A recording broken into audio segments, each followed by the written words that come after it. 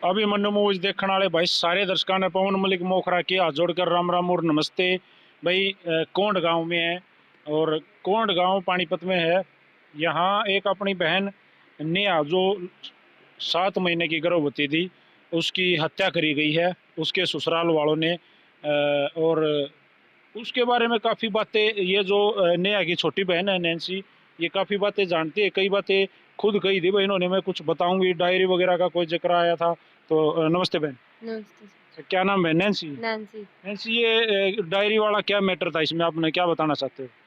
जो डायरी में लिख रखा था वो उसने जिस दिन वो उस घर में गई थी उस दिन से और आज तक का सब कुछ लिख रखा था अपनी डायरी में। पहले दिन से? हाँ। शादी के बाद सारी चीजें लिखी? हाँ। जैसे थोड़ा सा बताओ। एक डायरी लिखी थी उसने अपने ससुराल में ही, जो सब कुछ लिख रखा था, जिसमें जो अमित ने फूक दी वो वहाँ पे। फिर अब आई थी वो 4 तारीख को यहाँ लिख के गई थी कुछ बातें उसमें।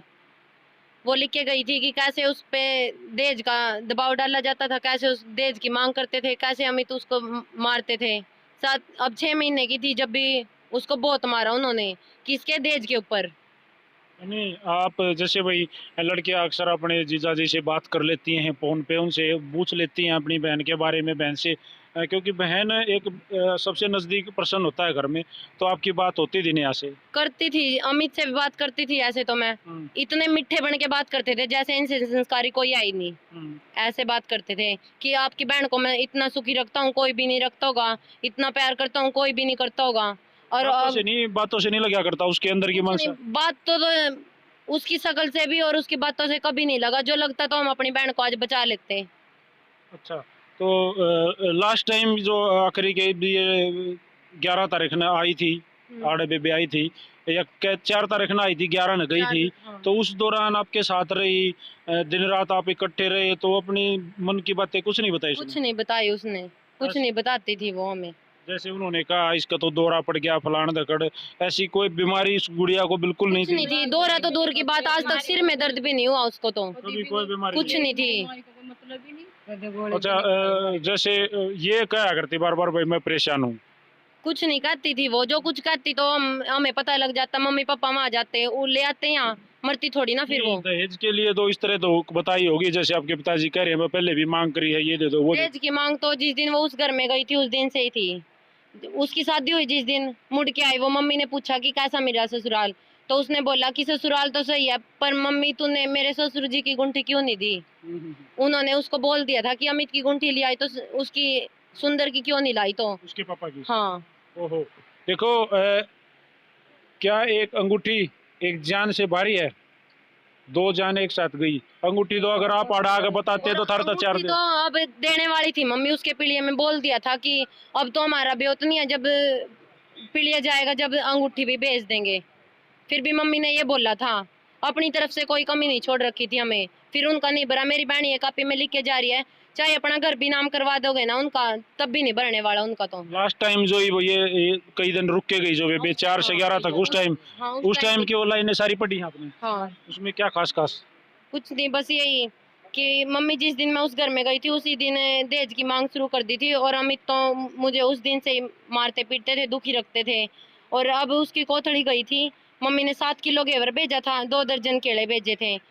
उसकी ननद ने और उसकी सास ने वो सारा घेवर बगड़ में फेंक दिया, बोले कि बढ़िया घेवर देने में तो पैसे लगते हैं। और बीच में जब मम्मी सूट साट देती थी उसके, वो अमित उसकी ननद और उसकी सास बोलते थे कि इतने घटिया सूट तो ना ये तो 10 रुपए में भी नहीं बिकेंगे, इतने घटिया सूट लेके आती है। बेचने के लिए थोड़ी देती थी वो दुकान कर रहे थे इसलिए। यहाँ से जो सूट देते वो वहाँ ले जाकर बेच मेरी बहन ना कभी भी उसकी सास को उसकी ननद का तो बिना सिला सूट यहाँ से लेके नहीं गई, सिल के लेके जाती थी।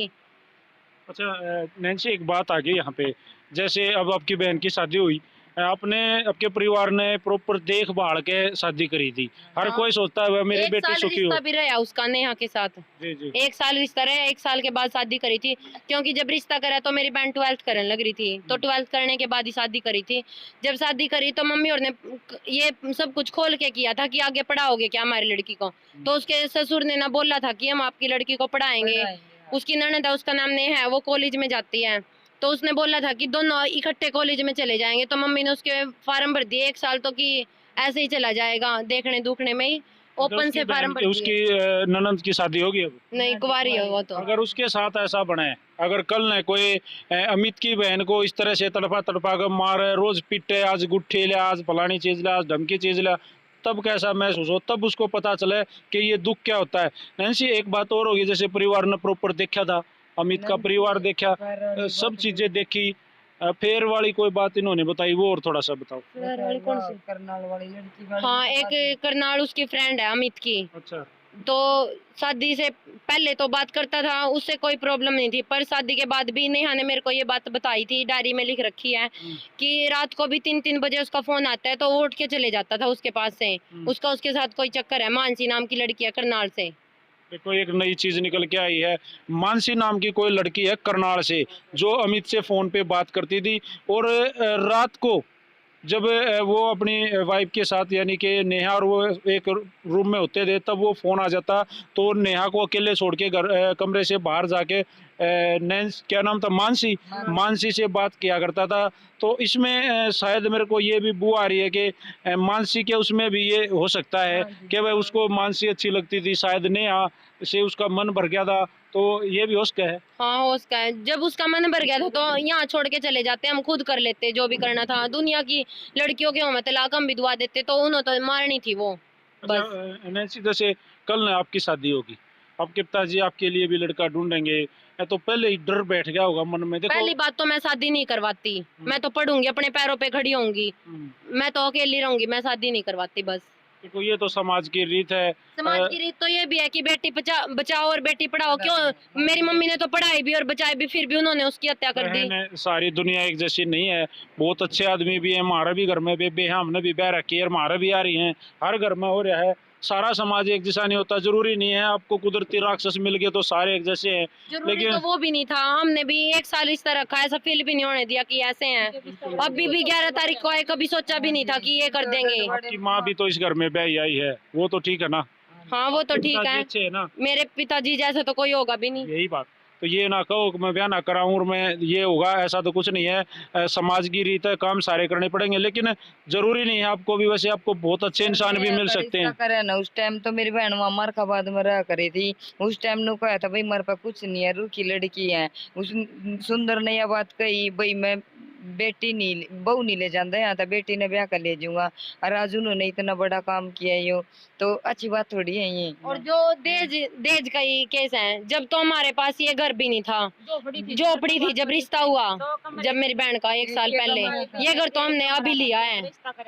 देखो, खुद बाप एक झोपड़ी में रह रहा है, और उस झोपड़ी में रहते रहते अपनी बेटी की शादी करा, और उसको हर वो सामान जो मतलब एक घर में जरूरी हो वो देवे है, और उसके बाद भी अगर उसकी बेटी की गर्भवती की हत्या की जाए, जो 7 महीने की गर्भवती है, अरे मतलब जालिमों, कम से कम अपने खून को तो देख लेते। 7 महीने का बच्चा, उसकी आपका घर का चिराग उसके पेट में पड़ रहा था।